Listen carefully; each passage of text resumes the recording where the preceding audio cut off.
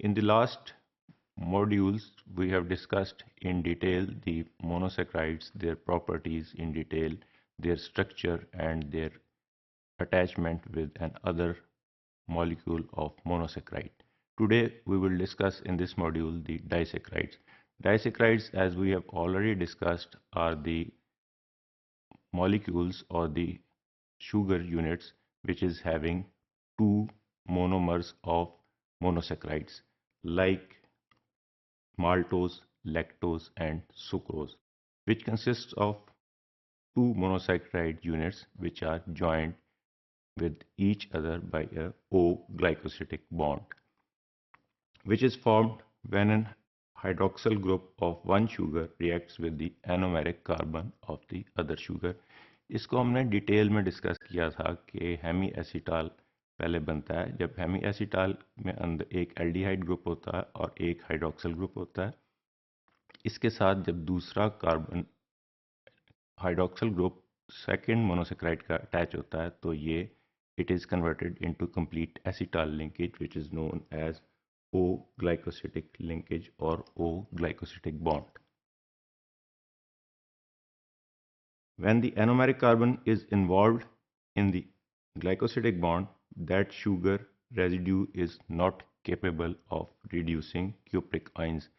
हमने ये पिछले मॉड्यूल्स में डिस्कस किया था कि क्यूप्रिक आयंस जो हैं क्यूप्रस ऑक्साइड में कन्वर्ट हो जाते हैं और इसको ऑक्सीडाइज कर देते हैं और शुगर ऑक्सीडाइज हो जाती है जबकि cupric ions are reduce to cuprous oxide. लेकिन ये इस सूरत में है जब एल्डिहाइड ग्रुप फ्री होगा। In glycosidic bond aldehyde group of one sugar is attach with hydroxyl group of the other sugar, तो उसका एक एंड जो है वो नॉन रिड्यूसिंग कहलाएगा, जबकि दूसरा फ्री एंड जिस पे एल्डिहाइड ग्रुप फ्री है वो रिड्यूसिंग एंड कहलाएगा। Therefore becomes a non-reducing sugar. In describing disaccharides or polysaccharides, the end of chain with a free anomeric carbon, जहाँ पे एक free anomeric carbon होगा, which one is not involved in the glycosidic bond. एक जो anomeric carbon है से glucose का, वो एल्डिहाइड जो है वो 1 और 4 सेकेंड ग्लूकोज के साथ मिल जाएगा तो वो बॉन्ड बना लेगा, ओ ग्लाइकोसिडिक बॉन्ड बना लेगा और वो फ्री नहीं रहेगा, लिहाजा it can not be reduce और रिड्यूसिंग प्रॉपर्टीज उसकी ख़त्म हो जाएंगी।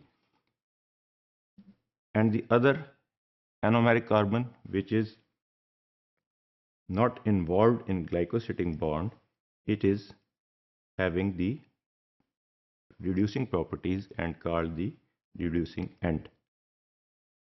Maltose has two glucose units which are joined together by an alpha 1,4 glycosidic linkage. Since it has one aldehyde free, ये हमने पहले यही चीज़ डिस्क्राइब की कि एक साइड इसकी दो मोनोसेक्राइड दो अल्फा ग्लूकोज जुड़े हुए हैं 1,4 लिंकेज के साथ। एक जो एल्डिहाइड ग्रुप है वो एसिटाल लिंकेज वो ग्लूकोसाइडिक लिंकेज बना लेगा और ये नॉन रिड्यूसिंग हो जाएगा, जबकि दूसरा एनोमेरिक कार्बन जो है वो रिड्यूसिंग रहेगा क्योंकि उसमें एल्डिहाइड ग्रुप फ्री है। Since it has one aldehyde free, it has reducing properties and also exhibit mutarotation. Mutarotation हमने क्या की थी कि जब स्टीरियो सेंटर्स जो एनोमेरिक कार्बन है वो अल्फा और बीटा में कन्वर्टेबल है, जब इक्विलिब्रियम में ये अल्फा बीटा में इंटर कन्वर्ट हो जाएगा तो इसकी प्लेन पोलराइज राइट की जो रोटेशन है वो डिफर कर जाएगी from the before equilibrium. This is the diagrammatic presentation of disaccharide we have discussed in detail in previous modules. ये अल्फा डी ग्लूकोज है। अल्फा हमने इसलिए कहा था कि अगर CH2OH और दिस अल्कोहलिक ग्रुप और OH group is in the translocation, trans से मुराद है ये ऊपर है जबकि ये नीचे है, तो अगर ये ट्रांसलोकेशन में है तो this is called alpha D glucose और ये आपस में इनकी इंट्रामोलिकुलर हेमी एसिटाल लिंकेज बन गई। जब एक अदर ग्लूकोज इसके साथ अटैच हो गया जो कि इस केस में, in this case of maltose, this glucose is in the beta form. ये बीटा फॉर्म में क्यों है कि इसका this OH is in the cis position with this 6 number carbon. So this beta D glucose and alpha D glucose are joined together by an acetal linkage. As we have described already कि यहाँ पे क्या हुआ कि ये number 1 carbon जो है of the alpha D glucose, it is attached with the acetyl linkage or the O-glucosidic linkage with an other molecule of glucose which is beta D glucose. तो ये कार्बन एटम नंबर 1 जो है ये अपनी reducing properties जो है वो इसकी ख़त्म हो जाएंगी, so it loses its reducing properties. जबकि सेकंड कार्बन पे ये hemiacetal group number 1, second जो ग्लूकोज का मॉलिक्यूल है, इस पे कार्बन एटम नंबर 1 पे hemiacetal linkage is available which is having the reducing properties.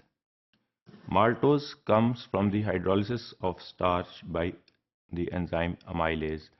Starch which we eat जैसे potatoes में है और different जो है ना कार्बोहाइड्रेट रिच मील्स में starch is available. Starch जो है it is hydrolyzed by the enzyme amylase. Amylase कहाँ पे present है? It is present in our saliva and it is also present in the pancreatic juice, and it is hydrolyzed in the saliva as well as in the small intestine. This hydrolysis of starch convert starch into maltose, which is a disaccharide. A disaccharide is converted into two molecules of glucose. One is alpha D glucose and the other is beta D glucose by the enzyme maltase. ये maltase कहाँ पे present है? This is present in the brush borders, जो कि बारीक बारीक brushes बने होते हैं उसके ऊपर। अगर हम intestine का internal structure खोल के देखें तो जिस तरह ब्रश होता है उस तरह के बारीक बारीक ब्रशेस, बारीक से माइक्रोवेलाई होते हैं। These are called brush borders. In brush borders के अंदर माल्टेज एंजाइम होता है जो इसको कन्वर्ट कर देता है टू मॉलिक्यूल्स ऑफ ग्लूकोज में। It is also useful as a nutritional point of view. Maltose is easily digestible क्योंकि दो इसमें मॉलिक्यूल्स हैं, माल्टेज एंजाइम रिक्वायर्ड है, वो इसको easily digest कर देता है।